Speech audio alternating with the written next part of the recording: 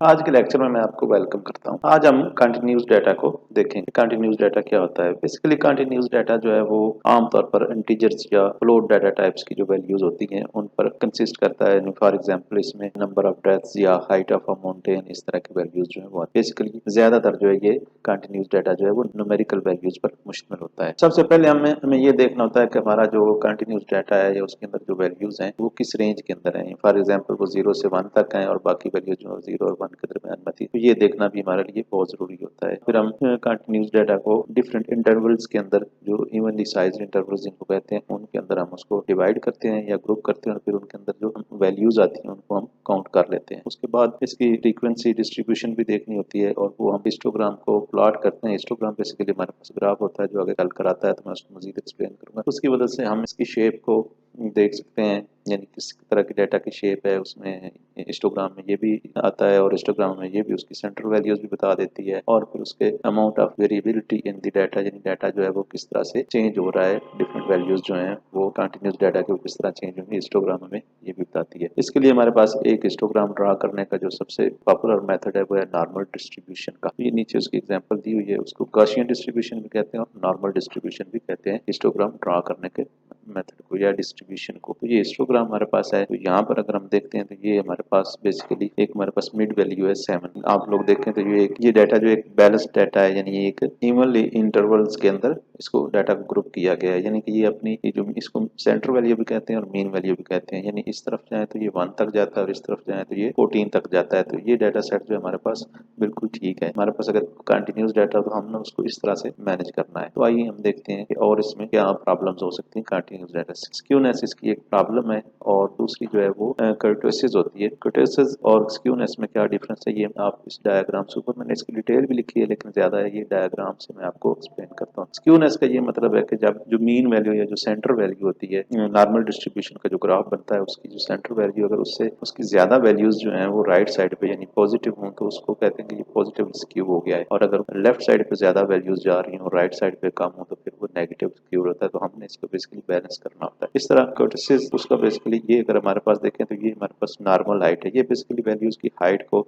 बताता है कि क्या वैल्यूज की हाइट ज्यादा है या कम है। अगर तो वो बहुत ज्यादा हो रही हो नॉर्मल डिस्ट्रीब्यूशन कर्व से, इसको बेल कर्व भी कहते हैं। अगर बेल कर्व से वो ऊपर जा रही हो तो उसको कहते हैं ये पॉजिटिव कर्टिसिस आ रहा है डाटा के अंदर, और अगर नीचे आ रहे हो तो फिर हम कहते हैं कि ये नेगेटिव कर्टिसिस जो है वो डाटा में मौजूद है। यानी ये दोनों डाटा कंटिन्यूस डाटा है, उसके अंदर ये इनको प्रॉब्लम्स कहा जाता है और इनको हमने सॉल्व करना होता है। सबसे पहले हम एक हिस्टोग्राम प्लॉट करते हैं। सबसे पहले मैं रिक्वायर्ड लाइब्रेरीज जो है उनको इंपोर्ट कर देता हूँ और सेल को रन भी कर देता हूँ। मैं डाटा सेट को रीड करता हूँ और डाटा के वेरिएबल में उसको स्टोर करवा देता हूँ। यहाँ भी हम जो पिछले लास्ट लेक्चर वाला जो हमारा डाटा सेट था अर्थक्वेक, उसको ही हम यूज कर रहे हैं। ये उसकी पहली 5 रोज है। हेड फंक्शन की मदद से मैंने डिस्प्ले करवा दी। अब हम इसकी हिस्टोग्राम ड्रा करते हैं। हिस्टोग्राम ड्रा फंक्शन जो हम हिस्टोग्राम के लिए यूज करेंगे वो cbol लाइब्रेरी का है, यानी sns.distplot, यानी ये डिस्ट्रीब्यूशन की जो है वो हमें देगा और कौन से फीचर पर है। तो यहाँ पर हम eq अंडरस्कोर प्राइमरी यानी अर्थक्वेक अंडरस्कोर प्राइमरी का फीचर है, उसकी वैल्यूज की हम डिस्ट्रीब्यूशन देखेंगे हिस्टोग्राम की मदद से। और साथ ड्रॉप na फंक्शन है, यानी इसका मतलब ये है कि वो ड्रॉप na जो है वो ड्रॉप ना करें। और उसके बाद हमने आगे बिन्स का एक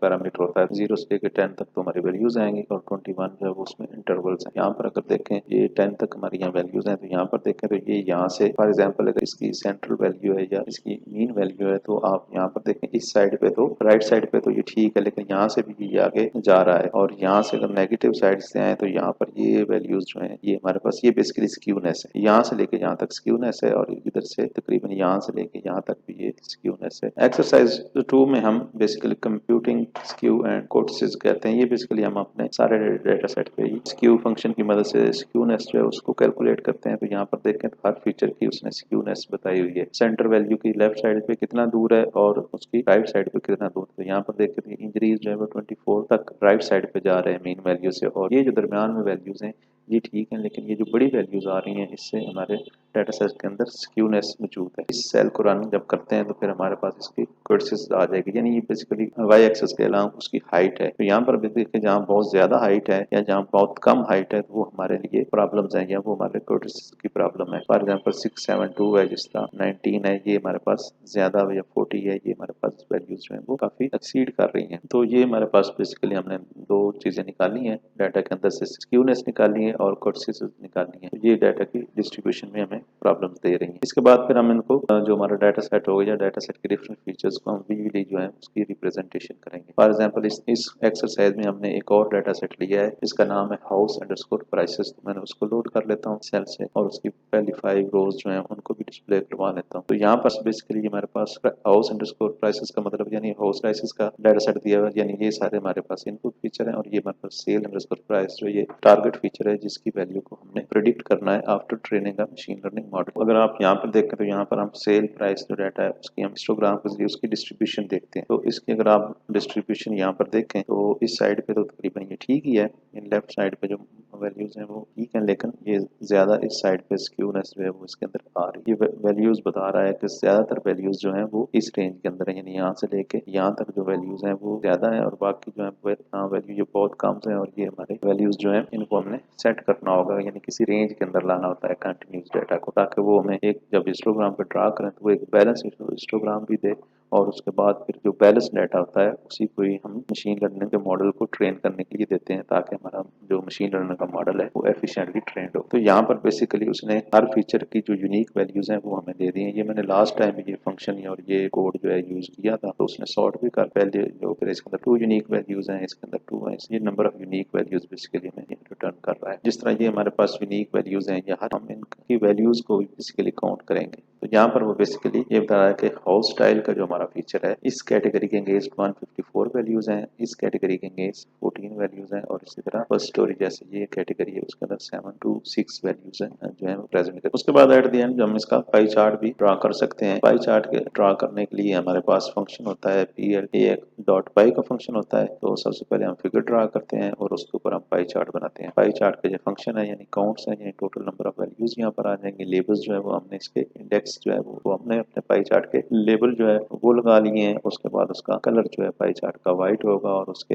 एजेस होंगे, यानी उसके अंदर जो लाइन जो है उनका कलर जो है हमने ब्लैक रखा है। और इस तरह पैच अंडरस्कोर स्लाइस, यानी इससे हमारे जीरो इंडेक्स पे वो तमाम स्लाइसेस जो है वो हमारे पैचेस के अंदर आ जाएंगे। पैच में बेसिकली पाई चार्ट का एक पार्ट होता है। पाई चार्ट के डिफरेंट पार्ट्स होते हैं और हर पार्ट जो किसी एक स्पेसिफिक कैटेगरी को एरिया को शो कर रहा होता है। हैचेस हैं, ये बेसिकली वो लाइंस हैं जो पाई चार्ट के अंदर हमने लगानी है। ये बेसिकली पाई चार्ट के जो मुख्तलिफ पार्ट्स होते हैं या जो हिस्से होते हैं जिन जो पे डिवाइड होंगे उनका हमने कलर सेट करना है यहाँ पर। तो ये हमने कलर उनके सेट किए हैं। उसके बाद एक फॉर लूप लगाते हैं पैचेस, क्योंकि यहाँ पर अगर आप देखें तो हमारी कैटेगरीज जो है तकरीबन 0 से स्टार्ट होती हैं और तकरीबन ये 8 बन जाए। तो इसका मतलब ये लूप जो है वो 8 टाइम्स जो है वो रन होगा या 8 टाइम्स चलेगा और उसके बाद वो हैचेस को सेट कर देगा और फिर उसके कलर्स वगैरह जो है वो सेट करेगा और उसके बाद पाई चार्ट जो ग्राफ है उसका यहाँ पर टाइटल आ जाएगा। तो आप इसको रन करें तो हमारे सामने यहाँ पर पाई चार्ट का एक टाइटल आ गया। उसके अंदर इस कैटेगरी का डाटा ये है, इस कैटेगरी के अंदर इतना डाटा है, इसके अंदर इतना डाटा है। फर्स्ट स्टोरी के अंदर जैसे आपने यहाँ पर भी देखें ज्यादा जो डाटा आया था वो हमारे पास फर्स्ट स्टोरी में आया था 7 to 6। तो यहाँ पर देखें तो यहाँ भी फर्स्ट स्टोरी का जो है पाई चार्ट में उसका हिस्सा सबसे ज्यादा है। तो ये बेसिकली